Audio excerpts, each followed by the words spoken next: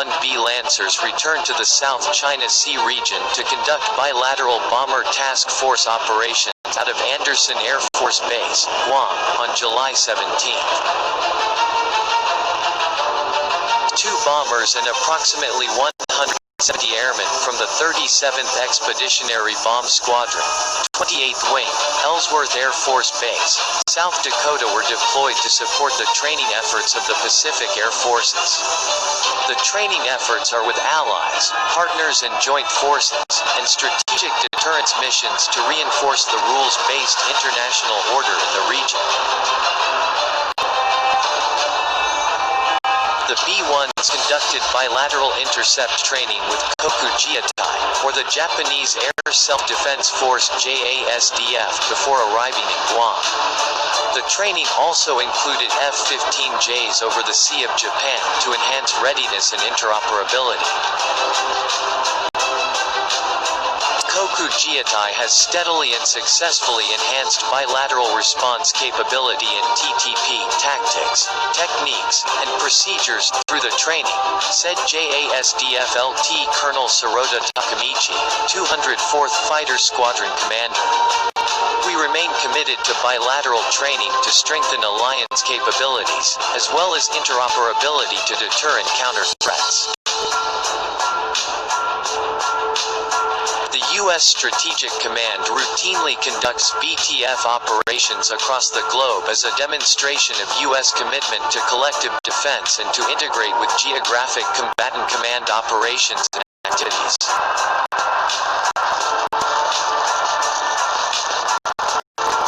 Our team has been actively preparing for BTF operations to ensure we're ready and capable of meeting any requirement across the globe, said Lieutenant Colonel Lincoln Coleman, 37th Expeditionary Bomb Squadron Commander. We are excited about the opportunity to integrate with our partners and allies in the Pacific Theater and increase our joint lethality.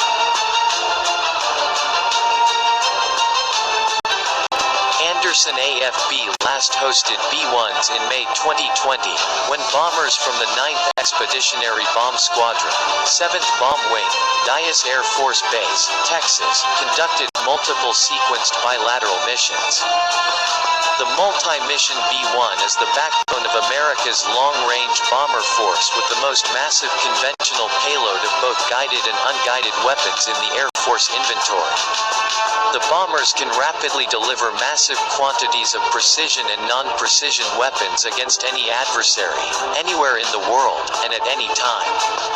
B-1s were last deployed to Guam in May when they flew in from Dyess Air Force Base, Texas. Meanwhile, the more than 12,000 sailors and Marines aboard the vessels of the USS Nimitz and USS Ronald Reagan carrier strike groups continued training Friday in the South China Sea, where they have been operating since early July. China conducted drills July 1 to 5 near the Sea's Paracel Islands, which both China and Vietnam claim as their own. The Pentagon stated at the time calling China's actions counterproductive to efforts at easing tensions and maintaining stability in the sea. The current operations by the Nimitz and Reagan strike groups continue to demonstrate an operational commitment to allies and partners in the region, providing combatant commanders with significant operational flexibility if needed in response to regional situations, the Navy said in a statement. The Air Force did not disclose the intended length of the deployment. But the tactical drills focus on the group's offensive and defensive capabilities, the statement said. These carrier strike groups incorporate the capabilities of embarked fixed and rotary wing aircraft, Aegis-guided missile cruisers and destroyers, and attack submarines, the statement said. This opportunity for two carrier strike groups to train and operate together in the region provides combatant commanders with significant operational flexibility and capabilities that only the U.S. Navy can bring. The B-1 Lancer is an impressive long-range, supersonic heavy bomber with variable geometry wings designed for both supersonic and subsonic speed. The B-1 has 4 of these GE afterburning turbofan engines for a combined total of 123,000 pounds of thrust, which propels the B-1 to Mach 1.2. Using its variable geometry wings, the B-1 can sweep its wings back for high altitude, supersonic flight, or fly low, with wings outstretched while hugging the ground. This was the B-1's secret weapon.